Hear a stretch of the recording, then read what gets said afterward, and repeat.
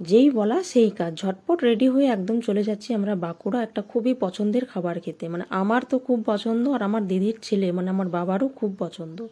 তো দিদির ফোন আসে সন্ধেবেলা করে যে চ আজকে রেডি হয়ে একটু বাঁকুড়া চলে যাই, কিছু খেয়ে আসি। আর সন্ধেবেলা মানেই তো শুধু কি খাই কি খাই, মানে কি আর বলবো, একটা ক্রেভিংসই আলাদা হয়ে যায় সন্ধেবেলাও সব কিছু খাবারের।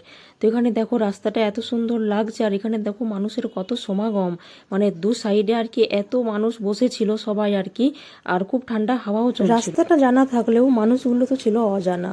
তো অজানা মানুষ দেখতে দেখতে আর গান শুনতে শুনতে এত সুন্দর নজারা নিতে নিতে আমরা চলে গিয়েছিলাম আমাদের ফাইনাল ডেস্টিনেশন। তো যাই হোক, যেখানে যাচ্ছি সেখানটা অনেকেই জানো, আবার অনেকেই জানো না। এটাও রয়েছে বাঁকুড়ার যে মেন কলেজ মোড়, কলেজ মোড়ের যে টার্নিংটা সেখান থেকেই দোকানগুলো পুরো শুরু। আর ভৈরবস্থান থেকে আসার পথে যে চানমারির ডাঙ্গার থেকে রাস্তাটা, চানমারির ডাঙ্গা আর কি, ওখানে একটু এলেই দোকানগুলো পুরো শুরু হয়ে যাবে, মানে স্টলগুলো আর কি। তো এই স্টলগুলোর মধ্যে এমন কোনো খাবার নেই যে পাওয়া যায় না।